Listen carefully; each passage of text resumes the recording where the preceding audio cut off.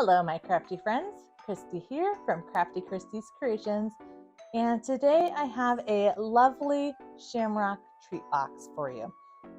This is a 2-inch cube with the Shamrock design on the front, and I've got a piece of acetate behind this opening here to keep everything nice and secure inside the treat box. The back opens up to reveal all your goodies inside. So let's go ahead and get it put together. I have the pieces here cut out for the Shamrock treat box. So it's got, this is the top half, the bottom half, and then you've got a piece of acetate. To create this, I took a laminate sheet and ran it through the laminator just like you normally would, but you'd put something in it normally. And then I went ahead and cut it out. I was able to use the same settings as I do for my cardstock to cut out this piece of laminate. So we're going to start with this, and this goes behind our Shamrock. So what I like to do is just go ahead and fold down those score lines so I know where this needs to fit. And then I'm just going to come in with my scraper tool to reinforce those score lines. Make sure that we have a nice fold.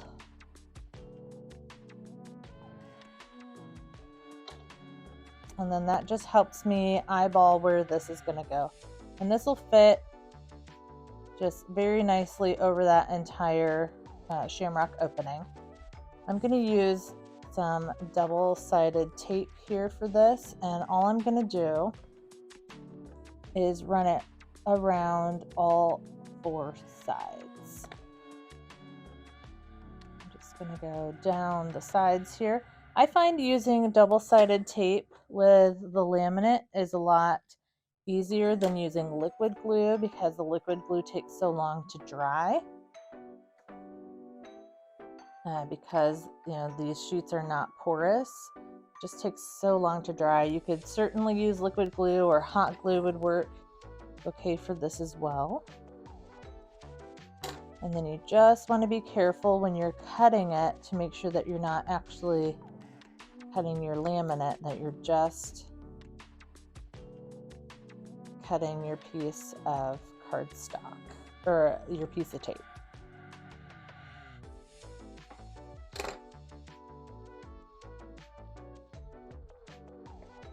And these don't have to be perfect. I don't have mine perfectly square on here. Oops.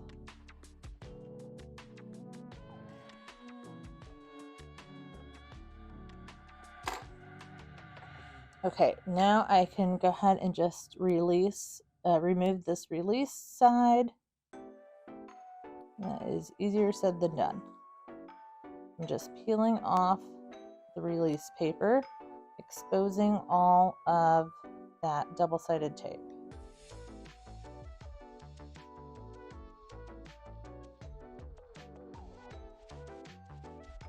Okay, now if some of your tape is not on there straight, you do want to come in on the edges and just roll all that under. You don't want anything sticky creeping out the sides, because we don't want our treats to be sticking inside the box.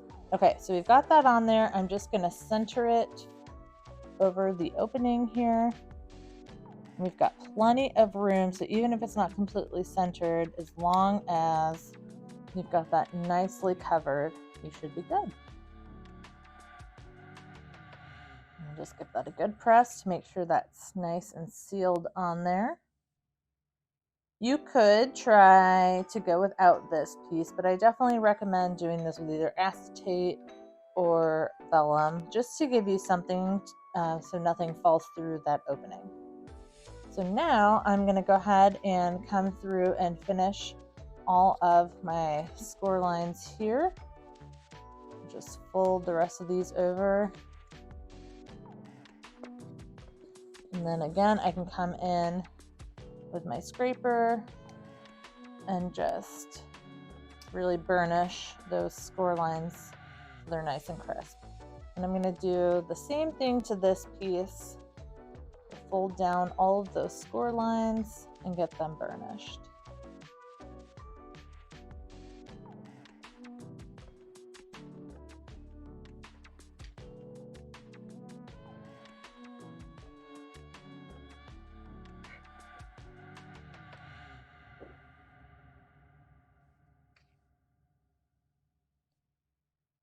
Got 2 on this side, and then we just have to fold the box in half. We've got 1 there, and then we have 1 here on this side. Okay, now we just have to put our pieces together. So you can see this bottom piece is going to come together like this. And then this part here will come on this side. So you've got your opening here, that's your tab to make it easier to pull out the lip. And then this side here is going to be the lip to open that box. So then it'll open just like that. So I think what I'm going to do is add some glue to this piece and adhere it down to this side, and then these side tabs will fold in. This piece here, this top part, it has flaps, but you do not want to glue any of those parts. So I'm just going to put a little bit of glue on this bottom part here, and you want to be careful with the glue. You want to make sure you have enough on there that you get all the way to the edges, but you don't want it seeping out all over the place. So you have to try to be light-handed with the glue. Okay, now you can see this is already kind of folded, which is great. So what I like to do then is take this edge here and line it up with this edge here. And this is why I love working with liquid glue, because now I can push that all the way to the edge. I've got time before it sets, and then I can lift it up, make sure those edges are nice and flush, give that a good press. Then I can open that up, and this is why you don't want to be too generous with the glue. Now I've got glue on the inside here, but we can easily wipe all of that away.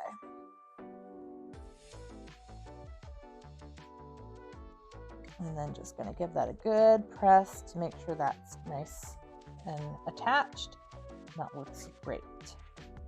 So now we're going to come in and put glue on. I'm going to do both of these edges here, and we will get them glued in together.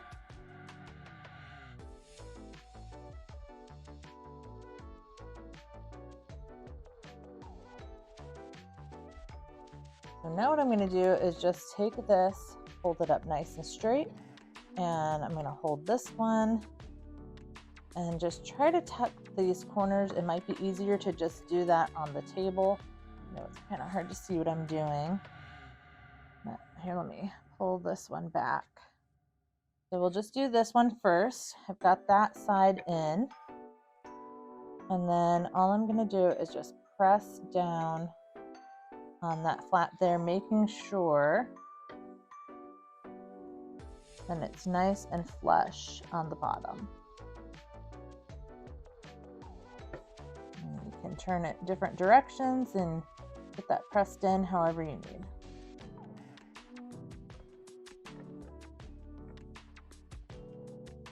And I am just having a heck of a time with that glue today.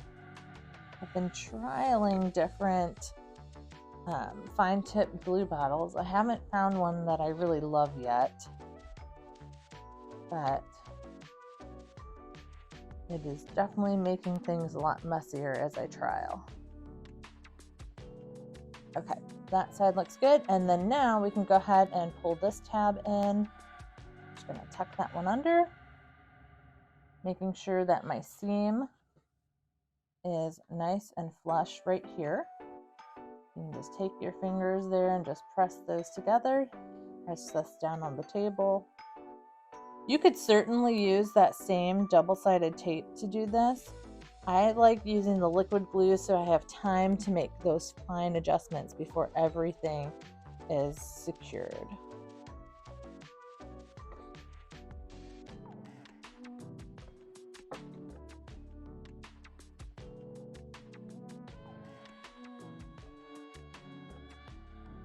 I'm just trying to get that nice and flush with the edge there. Looks good.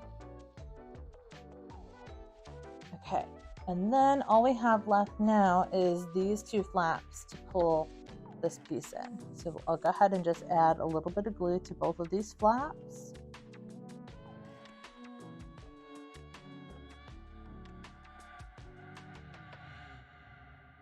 That's a lot.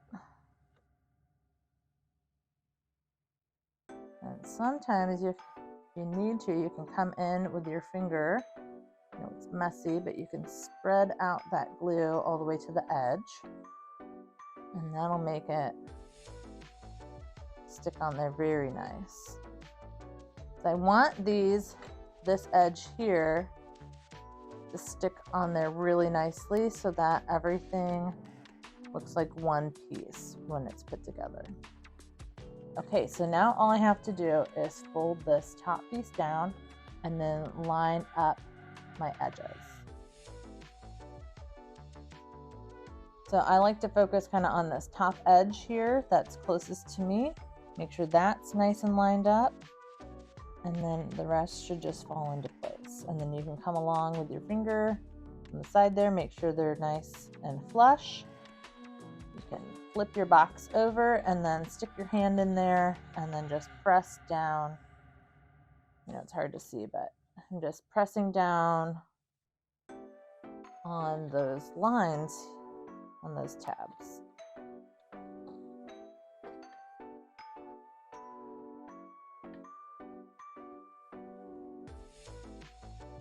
Okay, now it's all put together. So all you have to do is tuck this, just tucks in there, and then this is easy to open. You can fan out these side flaps a little bit if you need to help it stay closed.